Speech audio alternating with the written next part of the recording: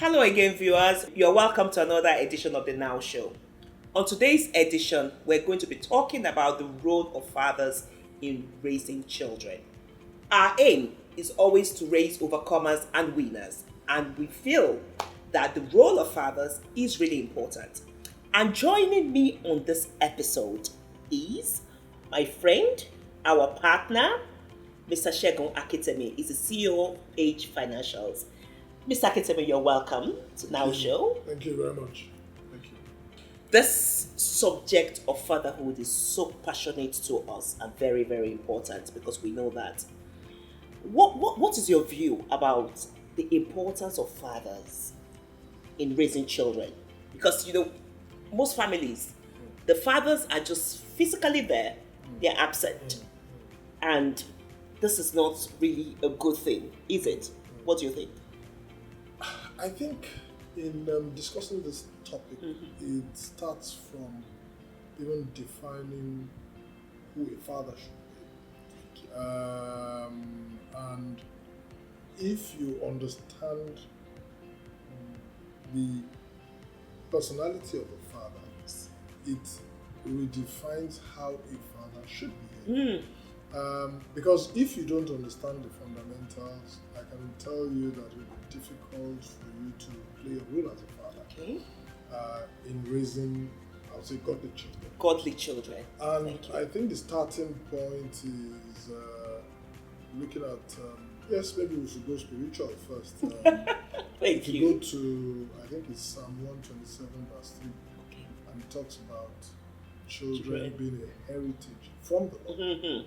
So, if you realize that your children were given to you and God blessed you with them, and they are a heritage from God, the way you would actually nurture them will be totally different from someone that just feels he should have a child or he should leave a legacy. We're not talking about a legacy, but we're talking about an offspring that you take absolute responsibility for. So this forms a foundation for you to understand the fact that a father is extremely first important in the family cycle. Yes. Because everything stems from you. You are the one responsible for coordinating, managing, and ensuring that the family stands. And even taking it a step further, you owe God a responsibility. Exactly. We're accountable to God. Oh, yes. Yes. The father is accountable to God for what happens within the family. Yes. So I think that is the starting point of any discussion centered around fatherhood and their roles also. Because I always say that as parents, we're just custodians. Because the ultimate parent at the end of the day, the father is God the Father. Yes. So as custodians, we're accountable to God. Definitely. But it just seems that many people don't understand that role. So it makes them, miss their calling as a father or a mother. And, it's so interesting hearing you say all these things. And as you were talking, I thought to myself, there must be a role that background plays. What do you think? Your background defines almost everything about you. There's also, I would refer to a Yoruba proverb that says about being in English. Yes, please translate in English because we are sweeter in Yoruba. But yes. I'll try to translate in English. When you are born, there are two phases to life. The first phase is actually the nurturing and the culturing that your parents give you. And I always say that stage is probably from the age of probably 3, 4, 5 up till maybe about 10. A child has formed his or her own orientation. Okay. How he or she wants to behave, what she or he wants to have as a guiding principle. Now, that is how much the parent can actually cover. Then the rebirth starts from then on, which is now the child building on the principles of his or her parents. Now, the rebirth is actually even probably more important than the nurturing from the parents. Okay. And why it's so important is that the child is facing the world. And at that point, the child is so susceptible to the influences of the world. Okay. And the world is not so much, it's not just about the friends. It's about even things around him or her. Okay. It's about what he watches, what she watches, what interests him, what interests her. And more importantly, even what he or she reads. Okay. So overall, that exposure is where the child now has almost absolute control. But what we tend to leave out is that we as parents tend to step back, particularly fathers. In the case of mothers, the mother is always milling around the child, male or female. Okay. Mother is always around Yeah. them. But for fathers, we tend to say, okay, at this point, it's actually the mother's responsibility to take care of them, make sure they go to school and they are well. But this is the point where you need guidance more than ever. The guidance you give a child up to a particular age, maybe 10, are things that, oh, don't do this, is actually teaching them to know the difference between right and wrong. Okay. But when they go beyond that age 10, it's actually about teaching them the difference between life and death. Wow. So it's about now understanding, how do you teach a child? How do you tell a child that this is life, this is death? Okay. So a child needs, beyond even just mentoring or beyond parenting, a child needs guidance. So because a parent is a mentor for the child. Not just a mentor. Okay. A parent has to go beyond a mentor. Okay. A parent has to be a friend. A parent has to be a guardian. A parent has to be a consultant. Okay. A parent has to be a fallback. A parent has to be a backup. Such that your battery is down, who do you call? And when I say your battery is down, your battery of thought, your battery of your orientation, your battery of everything around you. So you must, but before you can actually develop that kind of rapport with your parent has to be there.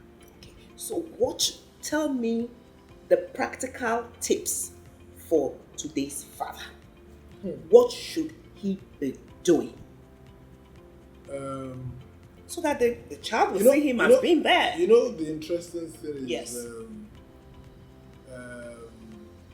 When you are given a role in the office, and they tell you this role doesn't have a manual of operation. Okay. So, and the same way too, there's also one very interesting book which talks about what you are never taught in an MBA. Yes. And I would also, one of my mentors is Richard Branson, the owner of the Virgin. And one of the things he says is that when he's asked to take up a task or take up a responsibility, and they ask him, do you know how to do it? Every time he always say yes. So after saying yes, he'll go and understand how to go about it. Okay. The role of a father is not something that you can develop a manual for. You know why? It's very simple. I'm sorry to cut in. Yes. You know, the reason why I'm saying that is that many of us, grew up in a home where a father was seen as a god, exactly, a mini god, Oh, that when he comes in, everybody sees, everybody, and we need things. Of course, we know that parenting has changed over time. Parenting has evolved, but some people are still with that mentality of the way they grew up, so they're not able to connect with their children. That's why I'm saying they need help. Some don't even know where to go. I totally agree with you, and I'm gradually getting there. Okay. Every child has his or her own peculiarity. True. So you cannot relate with one child the same way you relate with with another child. Okay. And I also liken it to where I work. I have 75% of my colleagues as millennials. Wow. Millennials meaning people between the ages of 21 and probably 27. Raising overcomers as children. That is where I want to start from. And I look at them and I treat them the way I treat my children. So it's not just your biological children you're raising. You're also raising a generation. Yes. It is a generation.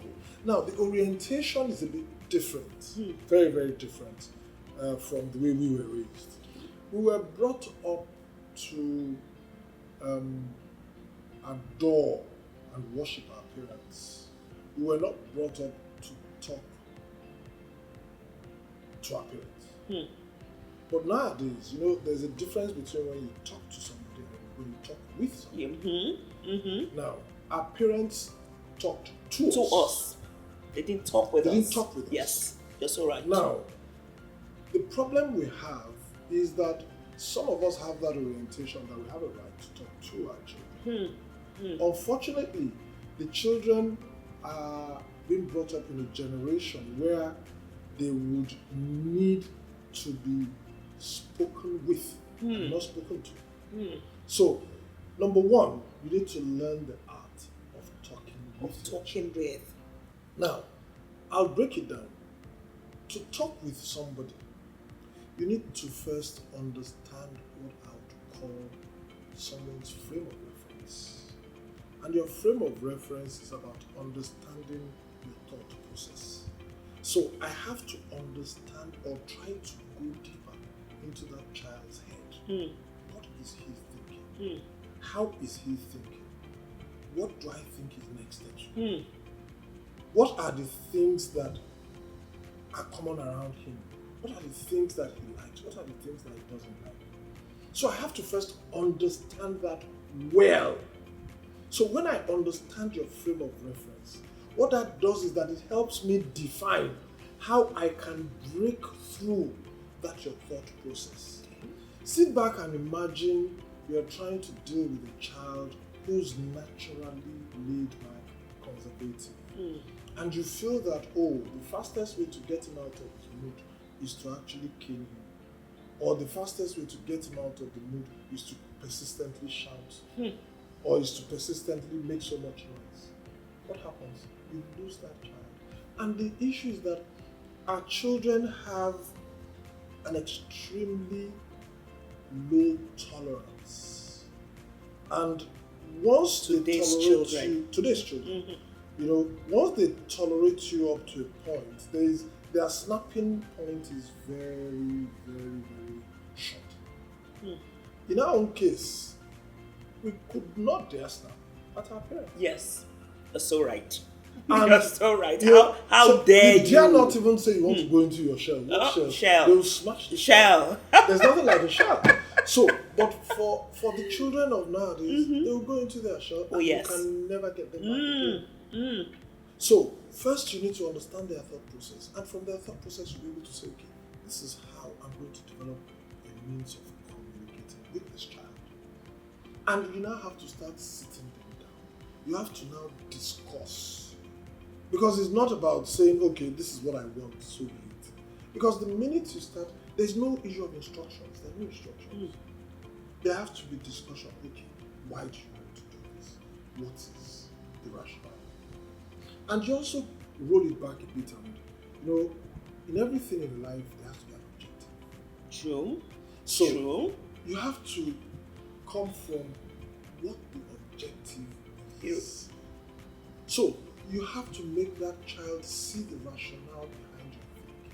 And in most cases, it requires explanation.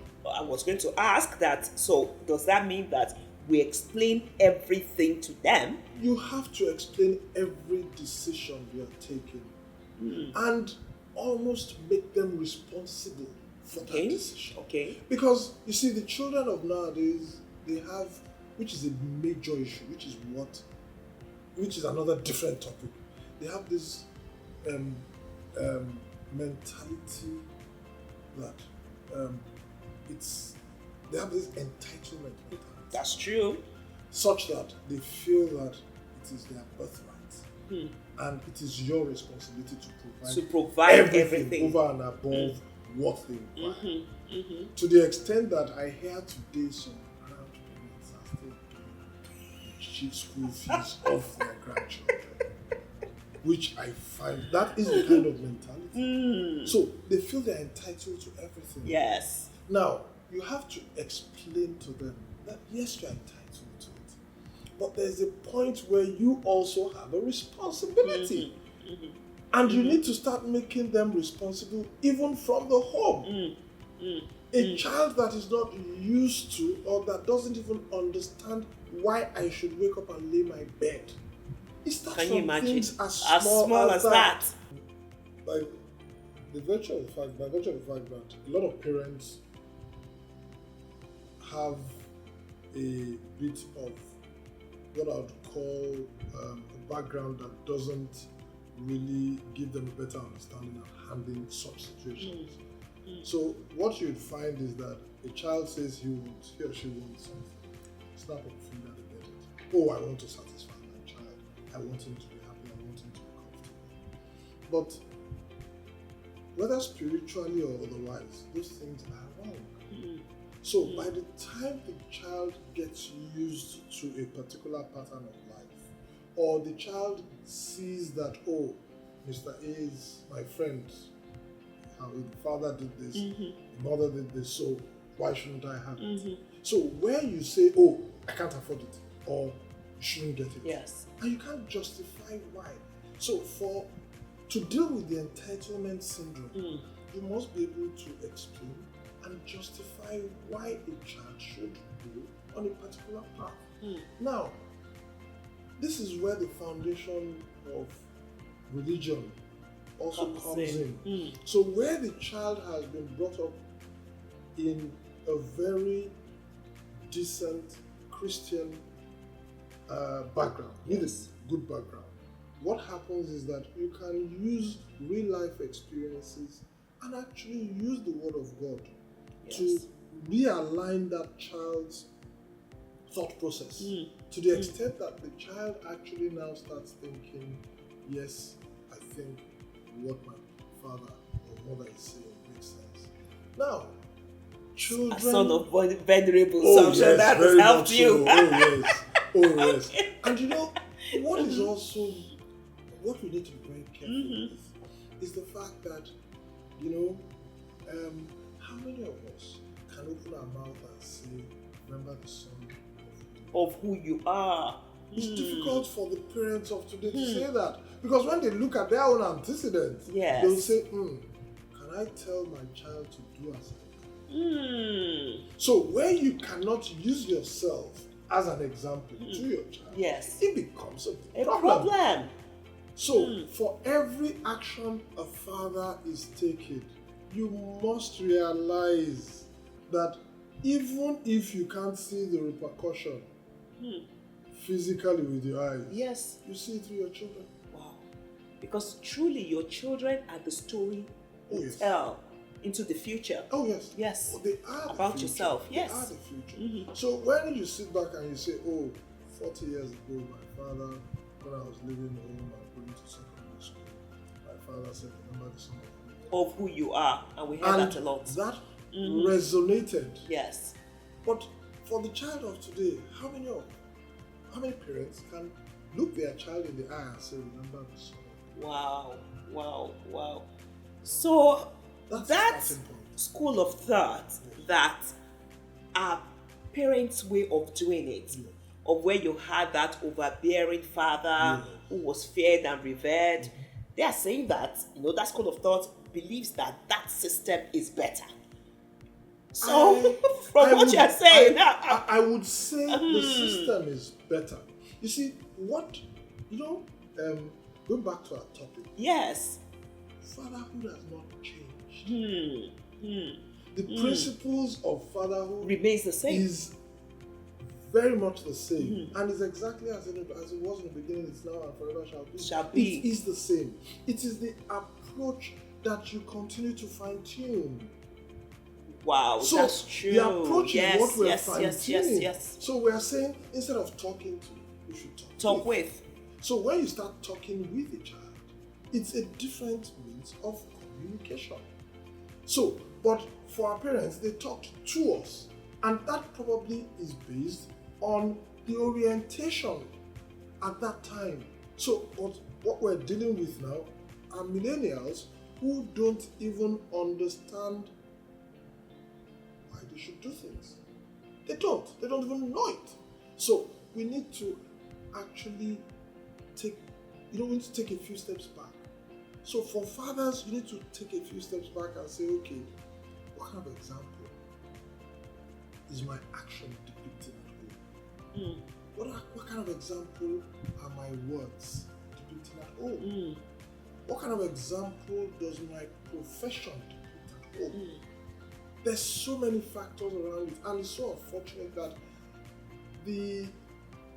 I would call them, there's so much noise around. But we allow ourselves to drown in that noise to the detriment of our families. That brings me to, I'm going to come to this. I was going to come to this anyway. There's this dangerous trend. I hear it. I've seen it. I've seen it. Yeah.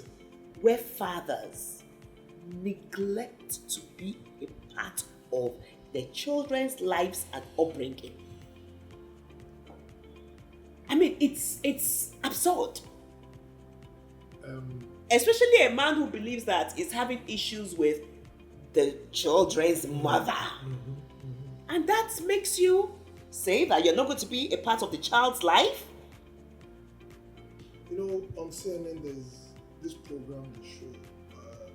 They do a profile, a biography a documentary of companies that are over 100. Okay. I watch that program and I marvel at what the forefathers of those companies and what has kept them. Yes. Yes. And that's exactly the way we should look at fatherhood. Because if you are building something for generations unborn, yes, it's a totally different approach from where all you're doing is, it is for now. I want to go out and say, I'm a father. Yes. So you need to, as a father, realize that these children are kept in trust. They are kept in trust. They are kept in trust. And when you realize something is kept in trust, you take care of it well. The approach is different. Look, we are all born with different thought process orientation. We can't all be the same. Yes. But there is always one objective. So, the minute a father dissociates himself from the objective of the family, he has lost it. And that is what happens where a father would say, I'm not taking responsibility. Exactly.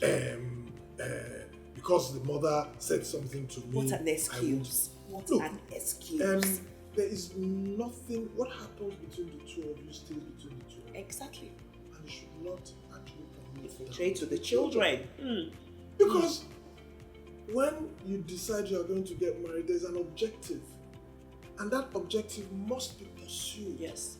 And you owe the children. The children never ever beg to come to this world. That's right. That's what I keep saying. Agreement. Yes. So you owe the children, father and mother. Yes. And more importantly, you see, the joy of family, of having a family, the joy of bonding with your children is far outweighs the pain and sorrow of that dissociation. So it's important that fathers start taking full and absolute responsibility. And when you look at what is happening out there now, you actually see a lot of hopes. You can see hopes through the children. Because I look at some of the people that I work with, younger, very young ones. Yes. And you can actually see some. Look, when I was growing up, I remember I had a friend who, everybody's going home on holidays, and he would say he's not going, and he stays in school. And I said, what kind of person is this? I'm looking forward to going home, going to see my parents, going to see my sisters, and he says he's not going home. And I wonder why. Because probably a home that he never. He came home to our house one day, and he saw my dad and I were all sitting in the living room, blah, blah, blah. And after 30 minutes, he said he was going. And I said, what was wrong? He couldn't deal with the love. He said he couldn't deal with it. That's right. But how he wishes he could sit down with his father and talk and watch TV like this. And today there are so many homes that are like that. I would seriously want our fathers to start thinking different. Please, fathers. Their orientation has to be different. Please, fathers. And they need to realize that fatherhood has nothing to do with finance. It's not about money. As a matter of fact, money is the biggest destroyer of children. When you throw wealth at them, when you throw riches at them, riches. Yes. But when you don't give them the prerequisite knowledge that will form the background of their future, and I'm spending more time. All what I'm talking about is about the second level. This is what I'm talking about. It's not. Please translate that in English again. When a child goes through a rebirth process. So the first level is where you can bring up a child. But that is where you build the foundation. Yes. Actually, the foundation of a home. People say, oh, the foundation is very important. But again, the facade and the beauty is also important. But the foundation is what the parents will do. The building and the facade is what the child does. So it is the beauty of the foundation that determines the kind of structure that sits on. Yes. But when the structure is also going up, what happens? You can't neglect your architect. You can't neglect the internal, the interior designers and all those things. Yes. So there are so many things. Those are the other things I was talking about that complement the finishing of the child. But that parent, every block you're placing on a building reflects on foundation. So that foundation must be always there, which is where the father's role is important. The mother, yes, you can say just manage the home, but the father's role, it's like having a company without a CEO. Because when you do an organogram, so the father is the CEO of his home. The father is the CEO of a home. Yes. Because the truth is that when you draw an organogram of an organization, what happens? You have the CEO and you have the board. Yes. So without a CEO, so what happens to management? Everything will be Yes. So irrespective of the maturity of management, the CEO is always there. Yes. So irrespective of a child's level of intelligence, look, my father died last year, and up till when he died, I still consulted him. Yes. So it's not so much about age. Yes. Once your father is there for you, your father will give you guidance. Guidance. Yes. So if the father is not there, so it's not so much about your age, because you would always be learning. And it's painful for me when I see the way our fathers neglect not just even the children, the family. And we are in a generation where, our own fathers could get away with a lot of things, but we can't get away with it. Wow. Because the repercussion, unfortunately, starts happening right here now. So everything is different. Yes. Wow. It's been an awesome time with you. This has been so enriching for me. And I hope for fathers out there, your children are the story you tell into the future. I've picked up so many tips from Segun, and I know that if fathers would just listen in, take these tips, their homes will be better for it. The essence at the end of the day is for us all to raise winning children, children who can go the world over and make us proud. Until we come your way again, keep winning and keep being the father that God has decided for you to be. Thank you very much, and God bless.